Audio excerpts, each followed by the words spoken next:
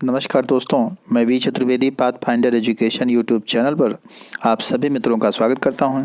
मित्रों, आपसे निवेदन है, यदि हमारे चैनल पर आप प्रथम बार हैं तो हमारे चैनल को लाइक करें, शेयर करें, सब्सक्राइब करें तथा बेल आइकन भी दबा लें, जिससे आने वाली शिक्षा जगत की जो भी महत्वपूर्ण अपडेट्स हों वो आपको प्राप्त हो सके। जैसा कि मित्रों आप देख पा रहे हैं, यूपी-SSC से पहली न्यूज़ निकल करके आ रही है। यूपी-SSC पहुंचा 25,000 रिक्त पदों का प्रस्ताव। यह सूचना प्रमुख रूप से आज के न्यूज पत्रों पर छाई हुई है। विभागों ने अधीनस्थ सेवा चयन आयोग को भर्ती के लिए संशोधित प्रस्ताव भेजने शुरू कर दिए हैं और अब तक लगभग 25,000 रिक्त पदों पर जो प्रस्ताव है वो आ चुका है। यह जो 25,000 पद हैं, इसमें EWS के 10% आरक्षण को मानते हुए सम्मिलित करते हुए पदों की संख्या बताई जा रही है।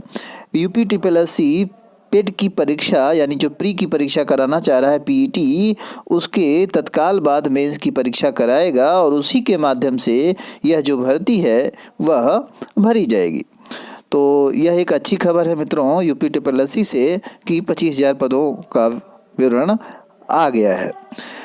उसी से संबंधित सूचना है, राज्य सरकार की सख्ती के असर दिखने लगे हैं। विभागों ने आर्थिक रूप से कमजोर वर्गों के लिए आरक्षण को रिक्तियों में शामिल करते हुए EWS के आरक्षण को रिक्तियों में शामिल करते हुए भर्ती प्रस्ताव अधीनस्थ सेवा चयन भेजना शुरू कर दिया है।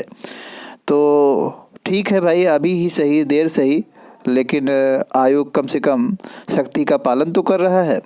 जो विभाग जिनसे की वैकेंसी जिसमें है उन वैकेंसियों की जो संख्या है इस तरह है। परिवार कल्याण विभाग में 9,455, राजस्व लेखपाल में 7,832, कृषि में 1,967, ग्राम विकास में 1,595, चिकित्सा स्वास्थ्य में 1,469, लेखा परीक्षक में 1,309, लोक निर्माण में 882, समाज कल्याण में 400, सचिवालय प्रशासन में 199, अर्थ एवं संख्या प्रभाग में 137 और माध्यमिक शिक्षा परिषद में 105। तो इस तरह से पदों की संख्या है जिनका कि अध्याचन आयोग पहुंचा है। प्रस्ताव भेजने शुरू कर देने के बाद इसमें राजस्व, ग्राम विकास, चिकित्सा एवं स्वास्थ्य, अतिरिक्त लेखा एवं लेखा परीक्षक, कृषि, समाज कल्याण एवं PWD समेत कुल 50 विभागों के प्रस्ताव शामिल हैं। अगली सूचना इसी में आ रही है। प्रदेश के इंजीनियरिंग, मैनेजमेंट व फार्मेसी संस्थाओं में प्रवेश के लिए चल रही ASEE की काउंसलिंग का स्पेशल राउंड बृहस्पतिवार देर शाम से शुरू हो गया है। अभी तक सिर्फ AKTU से संबद्ध सरकारी कॉलेजों के लिए आयोजित इस स्पेशल राउंड में पहली बार प्रदेश के कई विश्वविद्यालय भी सम्मिलित हुए। अगली सूचना रही, सरकार से मांगी TET 2019 पर जानकारी। कुछ अभ्यर्थी 2019 के 5 प्रश्नों के गलत होने या गलत उत्तर दिए जाने को लेकर के कोर्ट में याचिका दायर की थी। उसी याचिका के आधार पर सरकार से हाई कोर्ट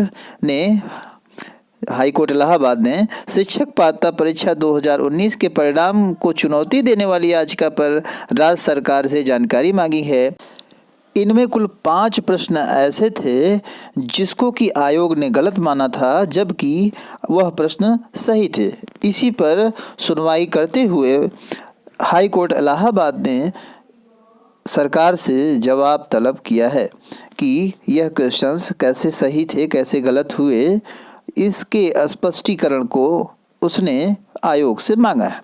अगली सूचना आ रही है, IIT एवं NIT में सत्र 2021-22 से मातृभाषा में पढ़ाई होगी। IIT BHU, IIT Kharagpur, IIT Roorkee समेत कुछ अन्य IIT, NIT और कई इंजीनियरिंग कॉलेजों के शैक्षिक सत्र 2021-22 में मातृभाषा में पढ़ाई होगी। नेशनल टेस्टिंग एजेंसी यानी NTA, JEE मेन और नीट के लिए राज्यों को सूचना जारी की गई है। NTA, JEE मेन व नीट का पाठ्यक्रम करें तैयार। यानी ये जितनी भी परीक्षाएं हैं, चाहे NTA की हों, चाहे JEE की हों या नीट की हों, उसकी जो परीक्षा होनी है और पढ़ाई होनी है, अब मातृभाषा में भी पढ़ाई होगी 2021 और 22 के सत्र के लिए। तो उसकी तैयारी जोर शोर से शुरू हो गई है। शिक्षा मंत्री विश्वविद्यालय अनुदान आयोग के अधिकारियों को स्कॉलरशिप और फेलोशिप धनराशि समय पर जारी करने का निर्देश दिया है। छात्रों की शिकायतों और दिक्कतों को देखते हुए स्कॉलरशिप और फेलोशिप के मुद्दे को प्रमुखता से सरकार के द्वारा उठाया गया है। वहीं दिया है National Testing Agency JEE Main और नीट के लिए राज्यों के प्रदेश शिक्षा बोर्ड के साथ बैठक और मूल्यांकन के आधार पर पाठ्यक्रम तैयार करेगा। इस पर 1 दिसंबर को अगली बैठक होनी है। केंद्रीय शिक्षा मंत्री रमेश पोखरियाल निशंक ने इस पर स्पष्टीकरण दिया है और यह बताया है कि अब जो होगी पढ़ाई वह जो है मातृभाषा में होगी। अगली सूचना निकल के आ रही है, राजश्री टंडन मुक्त विश्वविद्यालय से 10 वर्षों बाद शुरू होगा शोध प्रक्रिया। राजश्री टंडन विश्वविद्यालय से लगभग 10 वर्षों के बाद फिर से पीएचडी शुरू हो रही है, शोध प्रक्रिया शुरू हो रही है। तो जो भी अभ्यर्थी पीएचडी राजश्री टंडन से करना चाहते थे उनके लिए यह एक अच्छी खबर है। राजश्री टंडन फिर से पीएचडी के फॉर्म जो है देना शुरू करेगा और पीएचडी करवाएगा।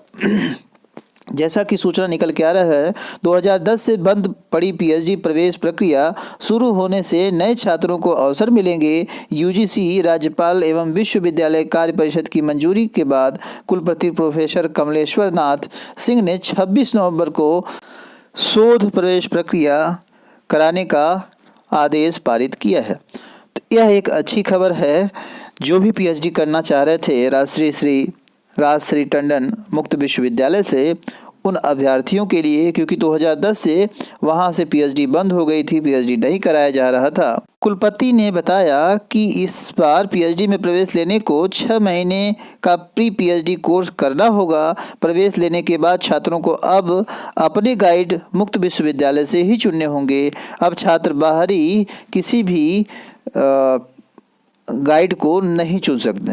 तो यह भी एक प्रतिबंध रहेगा मित्रों कि अगर आपको गाइड चुनना होगा तो वह विश्वविद्यालय के ही गाइड होंगे, बाहर के गाइड को आपको नहीं चुन सकते, आपको नहीं चुनना है। और साथ ही आपको 6 महीने का प्री कोर्स भी करना पड़ेगा। अगली सूचना, डीएलएड गणित का पर्चा लीक, रंगे हाथे पकड़े गए 105 अभ्यर्थी। बार बार परीक्षा लीक की जो सूचना है वह सामने आ रही है। डीएलएड अभ्यर्थियों के पर्चा से संबंधित आप देख रहे हैं, अभी कुछ दिनों पहले भी यह सूचना आई थी कि पर्चा लीक हुआ है और पुनः से यह सूचना न्यूज़ पत्रों में है और पर्चा लीक हुआ है। लगभग 105 अभ्यर्थी पकड़े गए। सबसे दुखद बात यह है कि इसकी भनक जिला प्रशासन को दूसरे दिन भी नहीं लगी।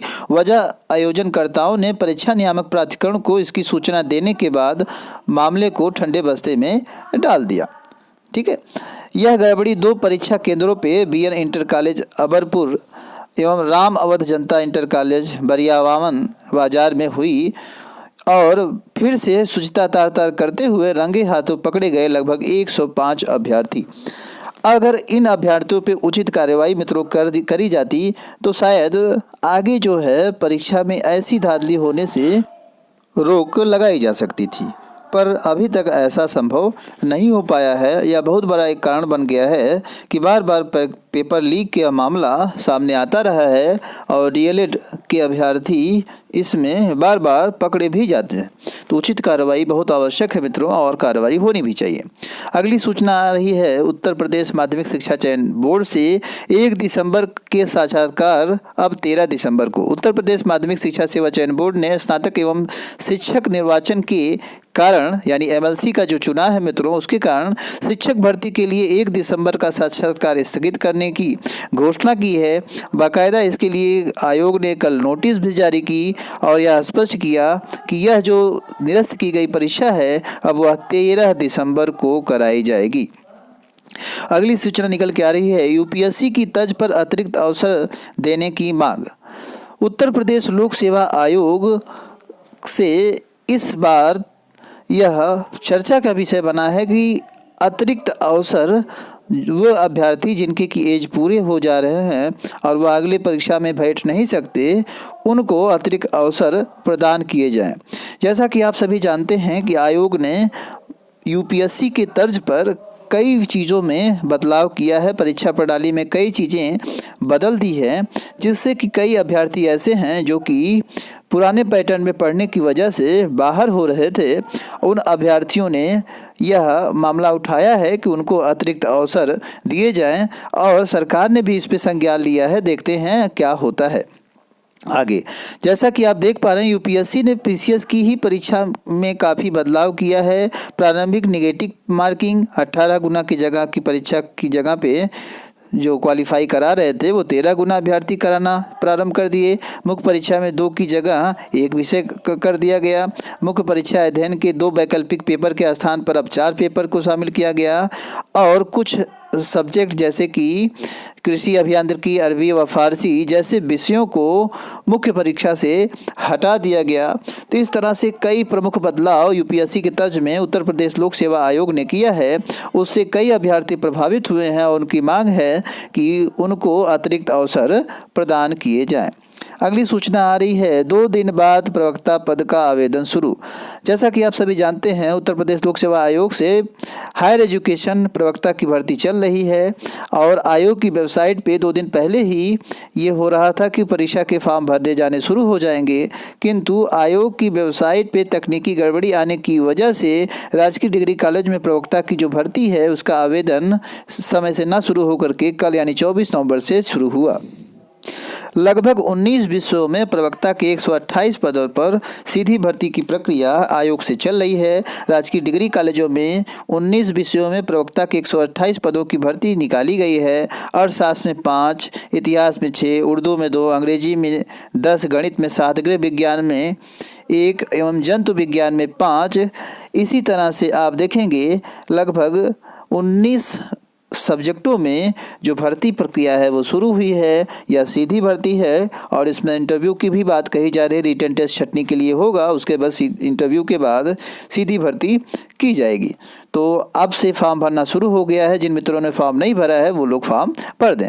अगली सूचना आ रही है, अधीनस्थ सेवा चयन आयोग की प्रारंभिक परीक्षा अप्रैल में होने के आसार। आप सभी जानते हैं कि लगभग अभी मैंने सूचना बताई कि 25,000 लगभग पदों का अध्याचन आयोग भेजा जा चुका है। इसके आते ही यह परीक्षा का भी बात स्पष्ट होने लगा है कि लगभग अप्रैल में यह माना जा रहा है कि परीक्षा करा ली जाएगी। सूचना सुनने के लिए मित्रों आप लोगों का बहुत बहुत धन्यवाद।